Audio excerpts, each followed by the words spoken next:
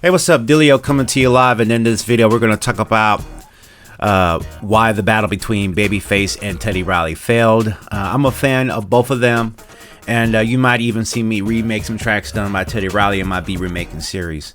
So just like you, if you're not living on the Rocky, you heard about them being in a battle. Saturday night, y'all know that they were supposed to be in a battle like a week earlier.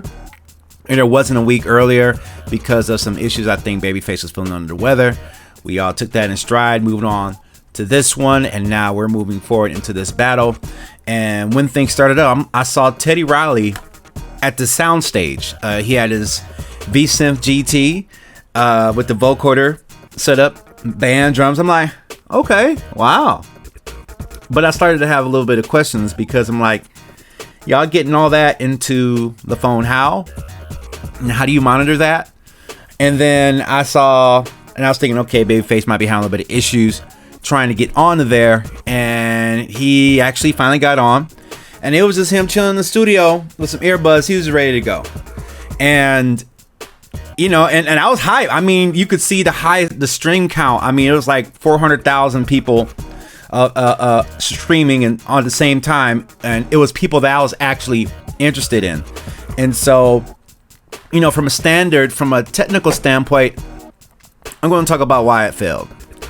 The main reason that it failed was that I think that Teddy Riley had some great intentions. I think that he really wanted to put on a show. He was like, yeah, I'm about to do this. I'm about to put on a show.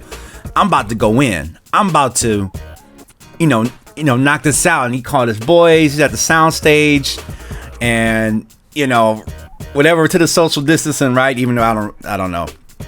And Babyface is in there with his jacket on, ready to go. And the problem was that every time that Teddy would speak, it would echo back. And I think when Babyface would play music, everything was sounding pretty good.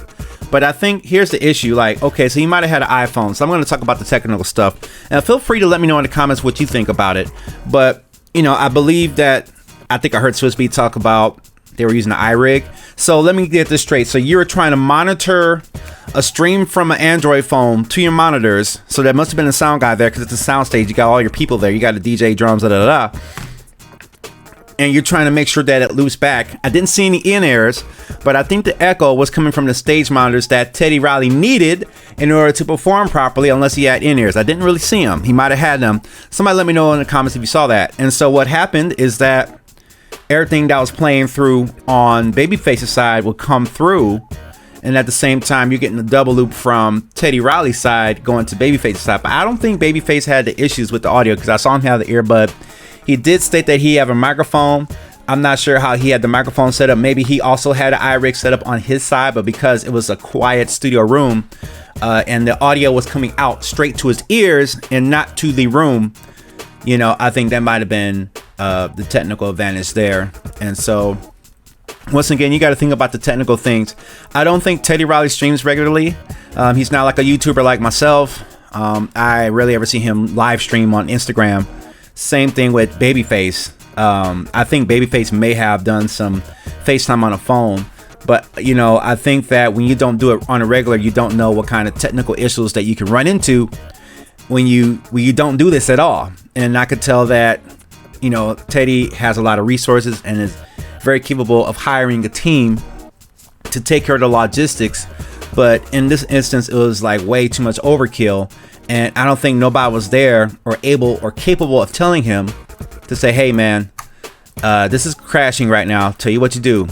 Go to the car, get your earbuds, plug in, and let's go. Because the energy was like up here.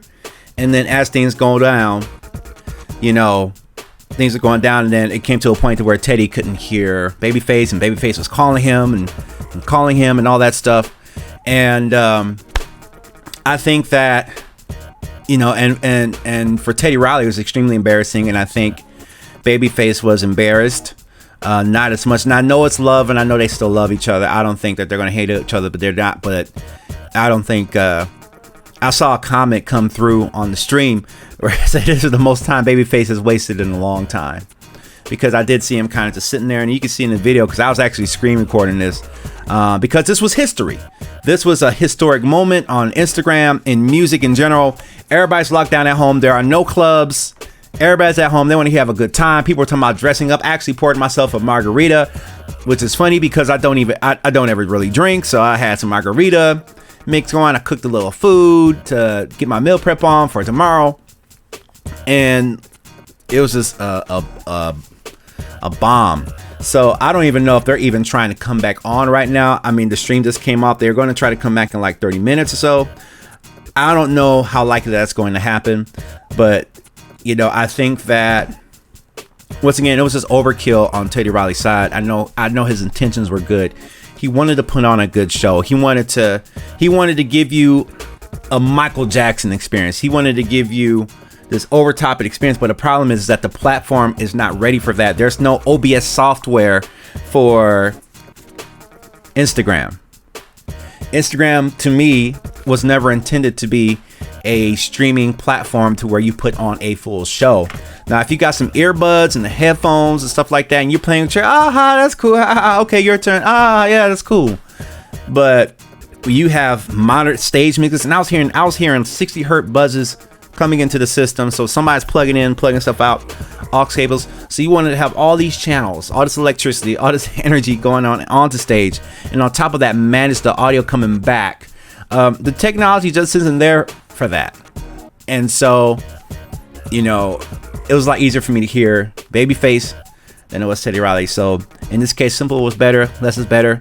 And I know that it was done in love, and I know they want excellence, but I think that sometimes maybe you can have so much resources and so much power and so much influence that you just dive in head first and you don't think about the little details.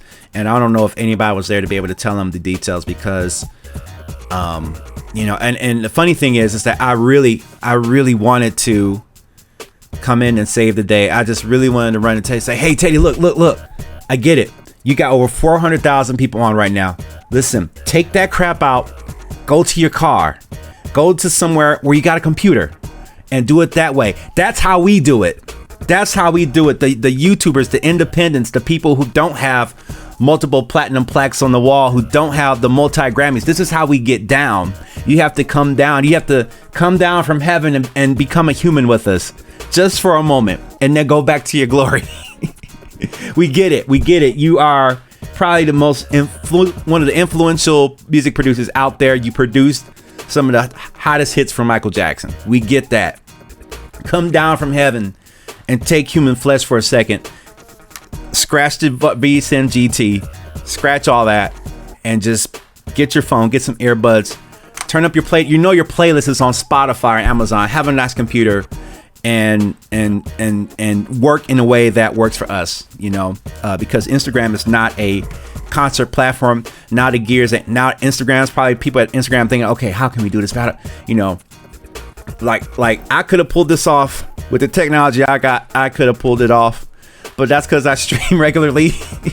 I stream a lot, and I know what the problems are when you're dealing with audio and issues and stuff like that, because I do this regularly. Y'all see me stream a lot. I do my best to give you direct audio, a clear microphone and stuff like that. And I think the microphone is right. See, I could have ran into some technical issues right there, and that's what happened. So let me know what you think. That's why I think the battle was a bust. Too much technology for a platform that is not ready for it in that aspect. If you want to stream to the mobile platforms, this is what you do. You get yourself on OBS, start your YouTube channel. Everybody can watch on their phone there and still comment. Or, you know, do your Zoom call, do your Skype call, and definitely try to do things to make sure you have the logistics in place. Because if you try to add all that, and like I said, I think everybody knows that now. I think people have tried it before, but I don't think it mattered to so many people till tonight. So if you like this type of content, like, comment, subscribe. I do this on a regular. Shout out to Teddy Riley, shout out to Babyface. I'd love to meet both of them one day and be a big time music producer just like them, and continue to also help music producers, singers, and creatives, and just regular people. You know, even if I had a conversation with a friend of mine talking about, you know, if you ever made a bid, stuff like that, you probably will still be on YouTube making videos and making content and live streaming. And that's true. this is where I've been. And thankfully, this platform has given me something back. It's given me an opportunity to speak to someone like you and share my thoughts and ideas, and also read yours as well. So, you know, I'm happy to be on this platform. It's a bumpy ride. It's a slow grind, but I'm still here. And I thank all you guys for watching. Let me know what you think. I'll see you guys in the next video. Peace out. This live stream has been brought to you by Aquarium. Chopped vocal sample packs by Dillio. Take a swim in the aquarium of sound. Quick facts, there's over 100 samples, 200 megabytes of sound, 50 vocal loops, and vocal one-shots. And last thing but not least is that all these samples are 100% royalty-free for your projects. If you blow up using them, that's all you. There's some demos that you can check out at DillioT2K.com so you can hear it in action. And now let's get back to the live stream.